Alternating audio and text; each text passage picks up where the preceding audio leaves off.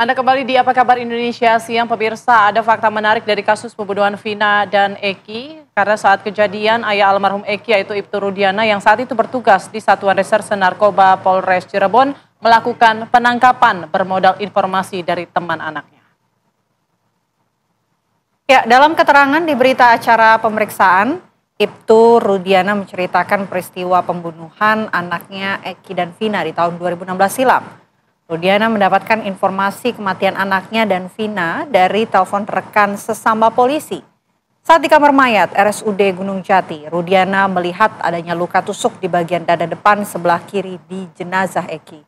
Sementara Vina mengalami luka robek sabetan senjata tajam di bagian paha sebelah kiri dan di punggung. Rudiana curiga penyebab kematian anaknya dan Vina bukan karena kecelakaan tunggal, melainkan dibunuh.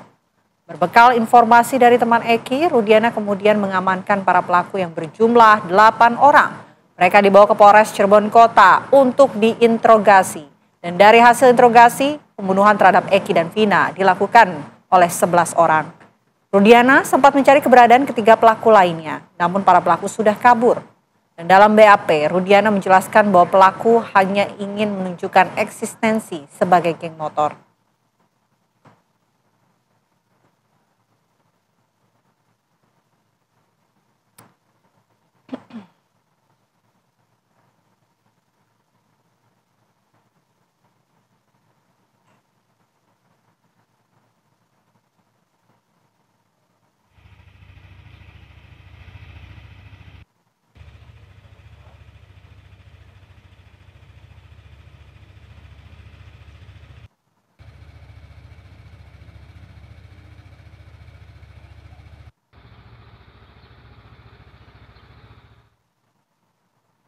Ya, pemirsa, sejumlah tim kuasa hukum dari Saka Tatal melaporkan ayah Eki yakni Ibtu Rudiana ke Mapores Cirebon Kota dalam kasus pembunuhan Vina dan Eki pada tahun 2016 silam. Ya, kuasa hukum Saka Tatal menilai Rudiana telah melakukan rekayasa dalam pengungkapan kasus pembunuhan Vina dan Eki pada tahun 2016.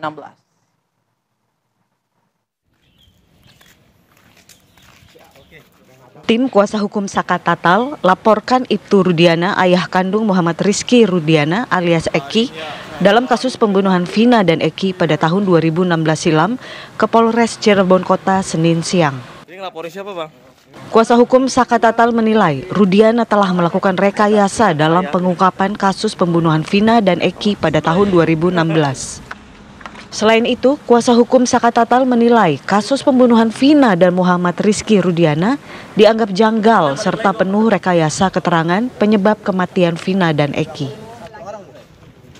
Ya, pengakuan yang disampaikan Rudiana bahwa seolah-olah dia udah langsung tahu bahwa yang membunuh itu 11 orang, kemudian yang mengakibatkan kematian adalah hasil tusukan samurai dan luka segala macam, tapi tidaknya berbeda dengan apa yang terjadi gitu. Ya, itu yang terjadi. Ke-8 orang itu bonyok-bonyok semua, lebih bonyok daripada mayat. Oke. Harapannya dari laporan ini? Harapan kami agar ditindak, diproses, nah, kemudian jika ada kesalahan diluruskan. Farhad berharap Polres Cirebon Kota dapat memproses laporan tim kuasa hukum Saka Tatal terkait dengan rekayasa keterangan yang dilakukan oleh Rudiana. Dari Cirebon, Jawa Barat, Ervan Septiawan, TV One mengabarkan.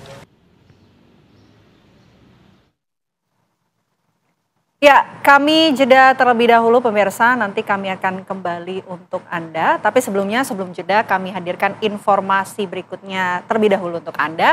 Ini ada 2 rekan tersangka Peggy Setiawan yang diperiksa penyidik di Treskrimum Polda Jawa Barat di Mapores Cirebon Kota, Jawa Barat. Ya, untuk menghadapi sidang pra-peradilan, kuasa hukum Peggy Setiawan menyiapkan saksi dan bukti.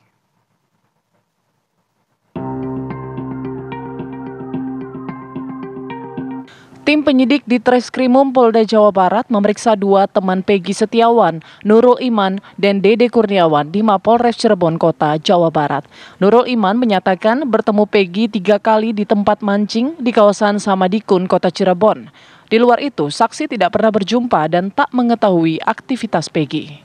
Dede Kurniawan diperiksa hampir 3 jam. Sebanyak 22 pertanyaan diberikan kepada Dede Kurniawan oleh pihak kepolisian Polda Jawa Barat. Dede Kurniawan sempat mengirim pesan singkat ke Peggy Setiawan pada tahun 2016 bulan Juni sebelum kejadian 27 Agustus 2016 silam. Saat itu Peggy Setiawan berada di Kota Bandung bekerja sebagai kuli bangunan. Ya, kami tunjukkan dari chat dia bersama Peggy Setiawan, ya.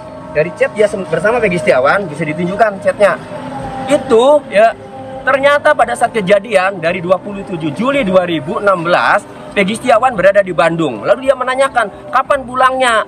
Nanti ya minggu depan ya Rabu kan. Nah dia menanyakan lagi kapan pulangnya, nggak pulang-pulang. Sampai dijawab 1 September saya tidak jadi pulang karena motor saya dirampas oleh polisi. Nah disangka geng motor, itu jawabannya. Jadi tidak pulang itu dari Juli sampai Agustus itu kan. Untuk menghadapi persiapan permohonan pra-peradilan, pihak tim kuasa hukum Peggy Setiawan akan menyiapkan sejumlah berkas bukti percakapan saksi dengan Peggy Setiawan yang terjadi pada tahun 2016 saat Peggy sedang berada di Bandung. Sidang pra-peradilan Peggy Setiawan, tersangka kasus pembunuhan Vina dan Eki, dijadwalkan pada 24 Juni 2024 mendatang. Pihak Peggy Setiawan mengajukan gugatan pra-peradilan atas penetapan dirinya sebagai tersangka pembunuhan Vina dan Eki yang terjadi 8 tahun silam. Sementara itu, Polda Jawa Barat telah siap menghadapi gugatan pra-peradilan tersebut, bahkan telah membentuk tim khusus bidang hukum. Kepolisian Polda Jabar meyakini penetapan tersangka terhadap Peggy sesuai prosedur. Siapkan untuk penyerahan berkas perkara ke jaksa penuntut umum, jadi ke pihak kejaksaan. Mari kita tunggu bersama-sama hasilnya seperti apa. Pihak Polda Jabar telah memperpanjang masa penahanan Peggy terhitung mulai 11 Juni hingga 20 Juli 2024 atau selama 40 hari ke depan. Dari Bandung dan Cirebon, Jawa Barat, tim TV One mengabarkan.